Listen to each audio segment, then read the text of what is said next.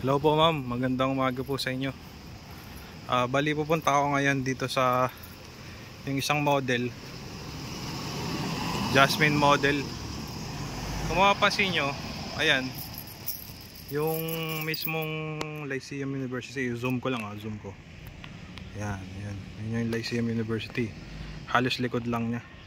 So babalik ko na. So ang i-check po natin ngayon ma'am yung ready for occupancy na Jasmine model. Ayan. So ang kagandahan dito ma'am, yung nasabi ko sa inyo is pwede siya sa bank financing. So pwede siya 10% lang yung down, tapos 90% po yung loanable sa bank. So pag na-approve kayo sa bank 1090, pwede na pong lipatan yung bahay. Yan, yun po yung kagandahan. So dito pupunta na tayo. Yan.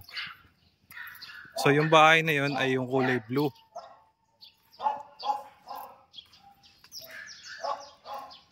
Kulay blue. Yan. So ito yun. Ito mismo yun. Yung kulay blue bahay na yan. Yan. Halos pares lang din sila ng Amanda. Iba lang ang model, iba lang yung design, pero halos pares lang din po sila. Kasi ito po 4 bedroom to, 3 toilet and bath din. Yan. So kung mapapansin ninyo, meron na siyang bakanteng space sa labas. May design na rin yung niya sa harapan. Nilagyan ng design. Kaya yung harap. Yung mga ibang kapitbahay kasi ang ginagawa nila, pinababakuran kagaya niya, no? Pwede nyo rin pabakuran to sa kabila. Sa kabila, bakod din. So ito, ang kagandahan nito, goodas nyo po ito. Bagong tayo lang po ito. So ipapakita ko lang po sa inyo yung likod. Ito yung likod. So malaki pa pong space niya. Sa likod, itong likod na binibidyoan ko, yan. So binakuran din nila yung sa kanila, sa side. Ito sa inyo, pwede nyo na lang, konti na lang gagawin, pabubungan na lang to pero malaki pang espasyo dito sa likod. Yan.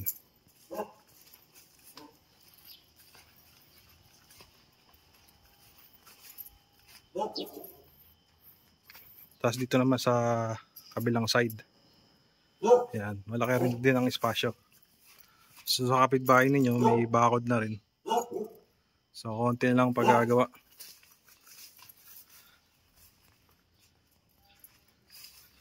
So ito po ay goodas nyo, kasi naayos po ito na-rectify ito ng developer. So pasukin natin yung loob.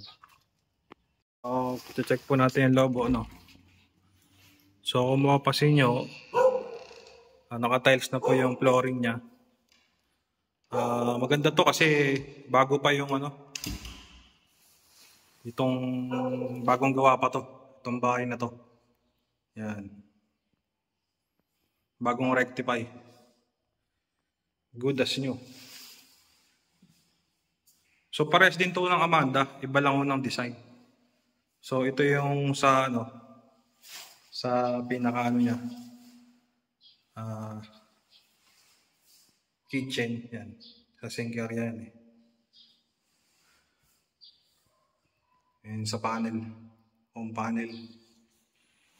So dito tayo galing kanina. Yan. Dito tayo galing kanina. So meron laki pa po ang espasyo sa likod.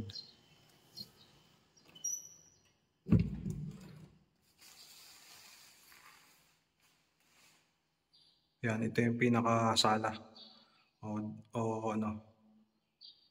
Living area, yan, living area yan. Tapos ito yung sa lugar ko, ito yung pinaka-kitchen area. Yan. Yan, ito yung sa sink.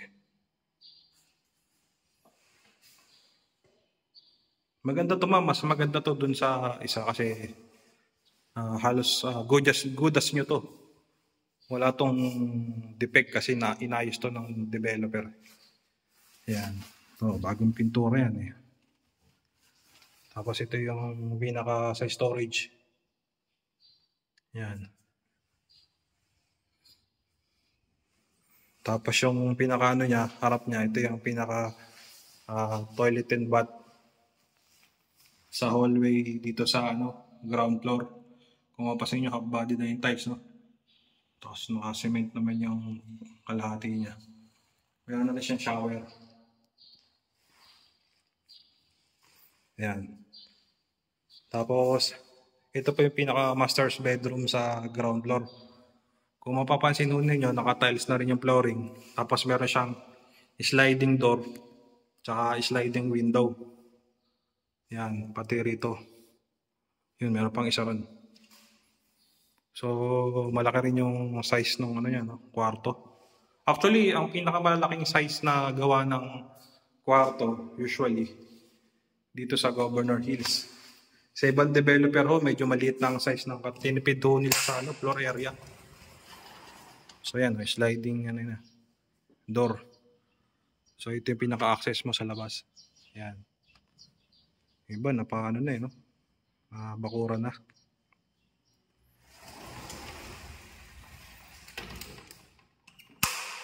Pull down po ito. Kung gusto niyo naman, meron pa pala isa pang window dito sa So, isa, dalawa, tatlo. Yan. So, maganda, maliwalas.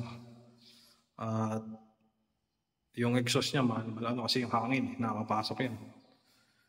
So, ito yung toilet and bath niya dito sa master's bedroom. Mapasin niyo yung flooring, naka-tiles na rin.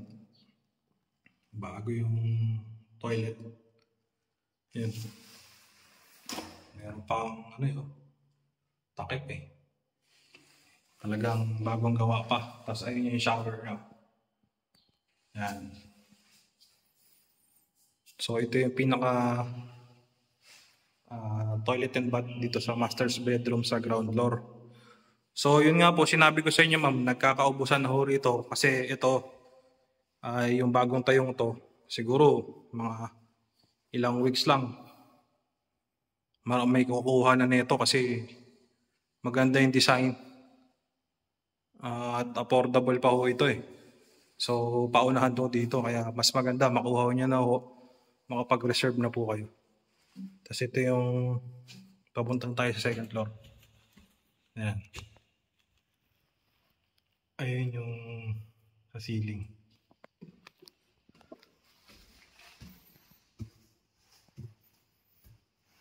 Ayan.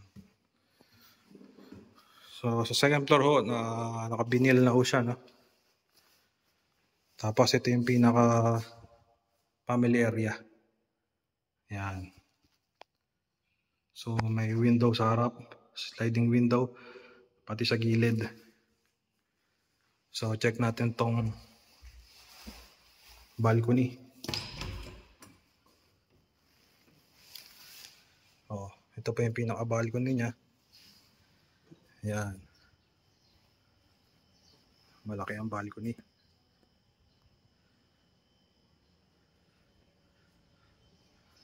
So mapapansin nyo, bagong pintura, bagong gawa. Bagong rectify ito eh. Good as new. Yan. So mas bago po ito. Itong pinapakita ko sa inyo. Talagang wala pa nakakatira dito. Kaya pa lang, first time. Kung makukuha nyo ho ito. So ito sa left side. Ito yung pinaka-kwarto niya. Yung flooring, vinyl din. Tapos meron siyang sliding window sa gilid.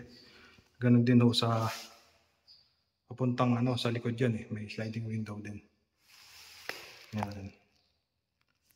Ito yung unang kwarto pinuntahan natin sa second floor. Tapos yung katabi niya, merong toilet and bath. Naka-tiles yung flooring.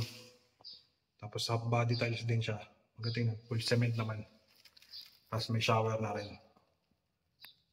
Yan.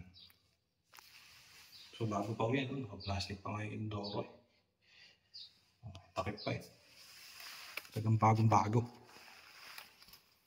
Tapos may katabi siyang 2 kwarto. Ito yung sa left, yun yung sa right. So ito tingnan natin itong left. Yung flooring, vinyl din, no? Tapos meron siyang window doon sa likod. Tapos dito sa left side, yan yung pinakamalaki. Yan.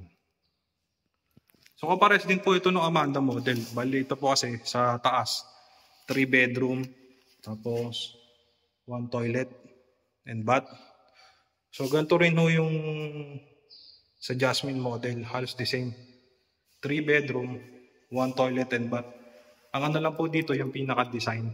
Nagkaiba lang po siya sa design. Pero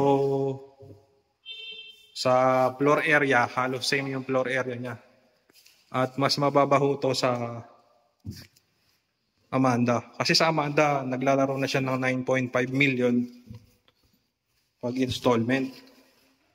Ito, mga nasa 8 below. Yan. So ito po. Kung magugustuhan nyo to ngayon, pwede nyo naman po itong i-reserve. Bali, ang requirements lang naman to valid ID muna for the meantime sa reservation fee to valid government IDs. Tapos yun, pwede nang magbayad pagkatapos nun, magbabayad na kayo ng down payment. Tapos pag na-approve kayo sa bank, housing loan, pwede na itong lipatan. Pwede na po itong lipatan. At yun, mapapasa nyo na ho itong bahay na ito. So yun po, maraming salamat po ma'am. Kung nasaan bang kayo naroon, ingat lang po and God bless po.